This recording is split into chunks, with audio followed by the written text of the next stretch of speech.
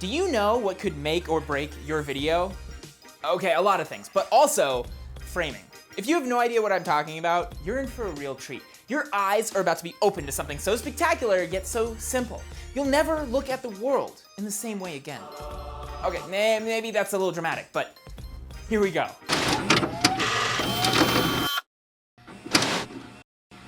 The rule of thirds is a basic framework that you need to know about framing. See what I did there? Basically, you take a frame and you draw 4 lines, 2 horizontal, 2 vertical, cutting the frame evenly into 9 boxes. These also create thirds, 3 horizontal and 3 vertically. The idea of the rule of thirds is to use these lines to guide you into a better composition. For starters, you want to put points of interest where the lines intersect, and then you can use the full lines to place other important objects.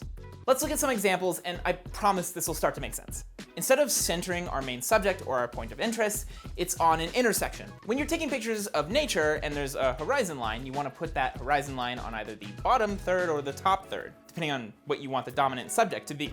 So let's talk about people on camera, because more than landscapes, that's something most of us are actually interested in. This is what you don't want to do. Don't put their faces right in the middle of that box or any of the boxes. They look tiny here, there's all this negative space around them. But now if you move them up and put their eyes on or close to that top third, it looks way better. They could be in the middle or off to the side, either way works. Just make sure their eyes are close to that top third line. You see the rule of thirds being used all the time. For example, on The Office, this is how all their interviews were shot, and they look great. You want to also consider camera angles with people. This is a well-framed shot. The camera is right at the person's eye level. That means putting the camera right about their face height. Now, if you move the camera down, their eyes are still on that top third line, but this is not a flattering angle. The only time to use this angle is to show power, if someone needs to look big and mighty and fierce. But generally, people don't like being shot at this angle. You also don't want to go too high with your camera. This looks better than the low angle, a little bit, but it also just looks like a mistake. Like you didn't have a tripod and the only place to put the camera was on top of some high shelf or something. So remember, shoot at a person's eye level.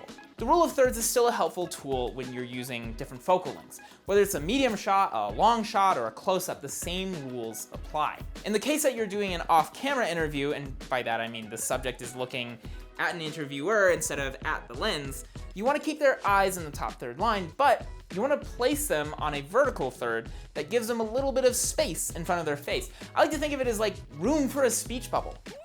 The rule of thirds also still applies when you're shooting vertically for social media. And sure, people will badmouth vertical in 1x1 formats if they're feeling particularly elitist, but they are the future. It takes up way more real estate on mobile, which happens to be the primary platform that people consume videos on these days, and they don't have to tilt or rotate their phone to see the whole thing. And the speaker is more of the focus of the frame. It's simply a superior framing for a simple person talking to an audience. Just think about it. People are vertical, the frame is vertical, it fits us perfectly. With standard 16:9 frames, you have a ton of empty space that you have to either fill with interesting background, or at the very least make sure it's clear of clutter and other people. Here's what the rule of thirds looks like on a vertical 9:16 frame. Still 9 equal boxes, drawing our eyes to different power points and intersections. It's basically the 16:9 rule of thirds on its side, which makes sense, right? And 1x1, or as I like to call it, the best of both worlds.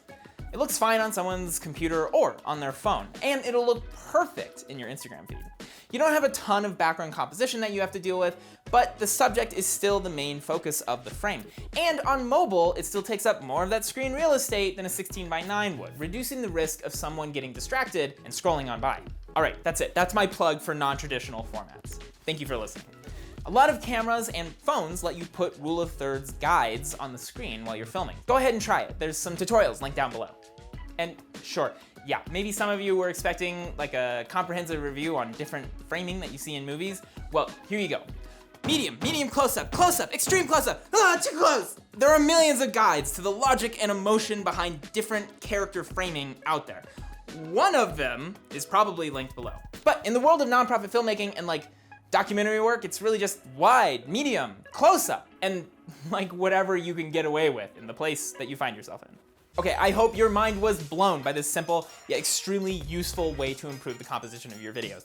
If you like this video, please share and subscribe, and I will see you in the next one.